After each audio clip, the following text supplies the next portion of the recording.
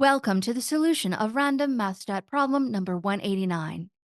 In this problem, we're given a random sample capital X1 through capital Xn from the Poisson distribution with parameter lambda.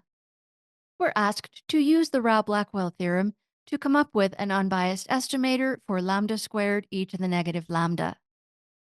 Recall that the Poisson probability mass function is given by e to the minus lambda, lambda to the x, over x factorial, and that the support for this distribution is the non-negative integers. By observation, it's easy to see that the probability that x equals 2 is 1/2 lambda squared e to the negative lambda. This is very close to the thing we want to estimate. There is no capital X in this problem, only capital X1 through capital Xn. The two x's on this slide are just representing a generic Poisson random variable with parameter lambda. The thing we want to estimate looks suspiciously like a probability, and we know that the expected value of an indicator is always the probability of the event being indicated. Let's go into the sample and peel off the first value, capital X1. The expected value of the indicator that x1 is going to equal 2 is going to be the probability that x1 equals 2, which is 1/2 lambda squared e to the minus lambda. It's easy then to see that we can get an unbiased estimator of the target function tau of lambda equals lambda squared e to the minus lambda by multiplying our indicator by 2. This could be a final answer if someone had asked you to find an unbiased estimator for this function. However, in this problem, you're directed to make sure that your estimator depends on all n data points. And the hint given is that you should use the Rao-Blackwell theorem to get there. The Rao-Blackwell theorem says take any unbiased estimator for your target and condition on the value of a sufficient statistic. Let's find a sufficient statistic for this model. Because the x's are IID, the joint probability mass function for capital X1 through capital Xn is given as a product, which simplifies to e to the negative n lambda, lambda to the sum of the xi, over the product of xi factorial times a product of indicators. We're going to use the factorization criterion to find a sufficient statistic for this model. The factorization criterion asks us to factor this into a pure x part and the remaining part with parameters and possibly x's mixed in.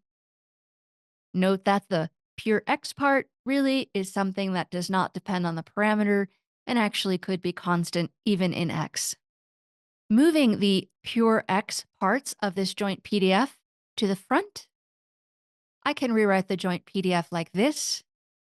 And here is the pure x part, or at least no parameter.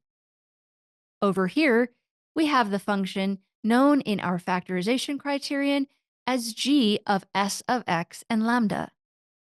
Here we have some x's and some parameter lambda, and they are mixed together and can't really be separated by a simple factorization.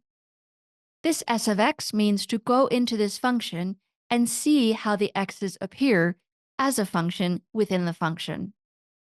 This s of the vector x is given by the sum of all of the x's.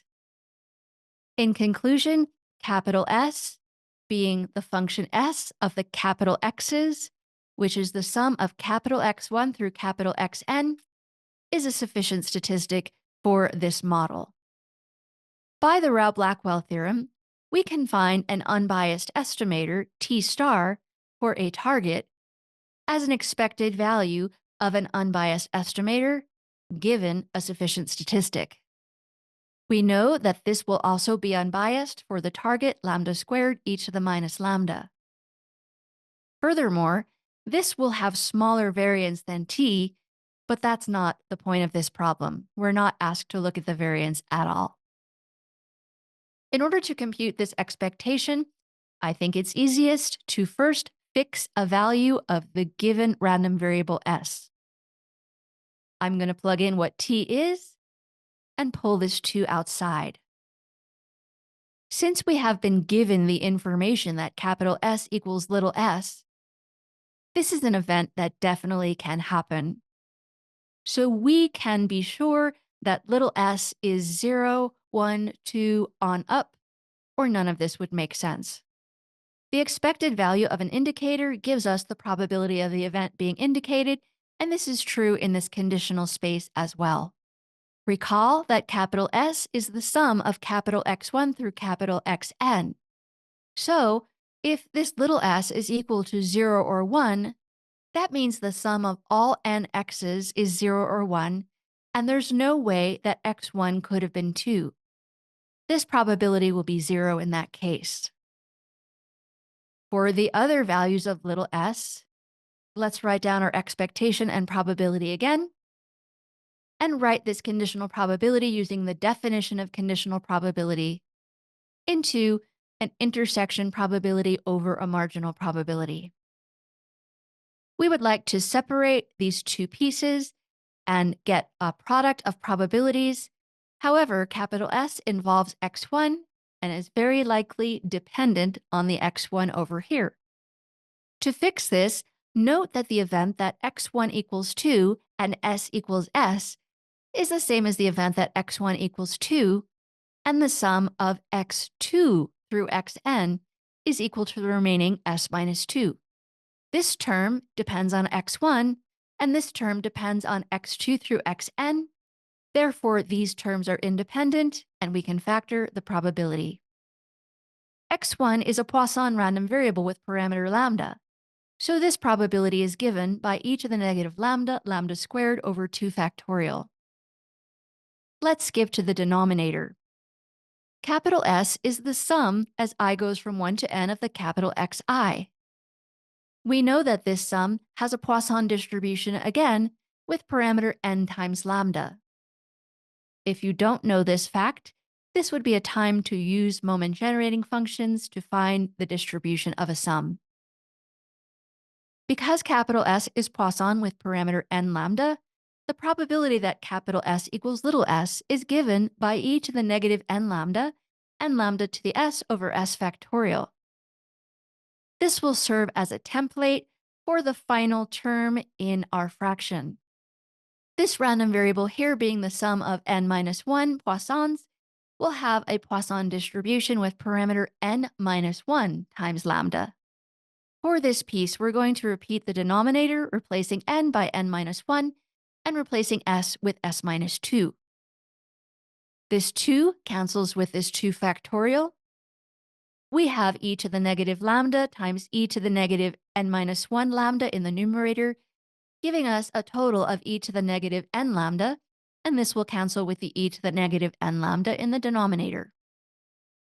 We have lambda squared and lambda to the s minus 2 in the numerator that combine to give us lambda to the s, and this cancels with the lambda to the s in the denominator.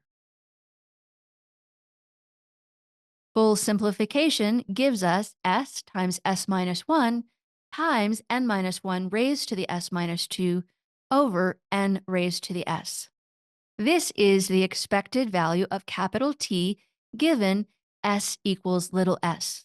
What we want is the expected value of capital T given capital S, which is a random variable, and we haven't been given a particular value. We get this by plugging capital S into the expression we just found. Here we have a guaranteed unbiased estimator for lambda squared e to the minus lambda, and it does depend on all of the x's. So this is an answer to the problem at hand. I've mentioned that I always like to see the estimators in terms of the original x's. Plugging that in, it would look like this. This is kind of messy. To avoid having subscripts and superscripts within superscripts, I'm going to replace each sum of the x's with an n times x bar. Any one of these 3 lines is a valid answer and an unbiased estimator for the target function, and that estimator is based on all of the data, capital X1 through capital Xn.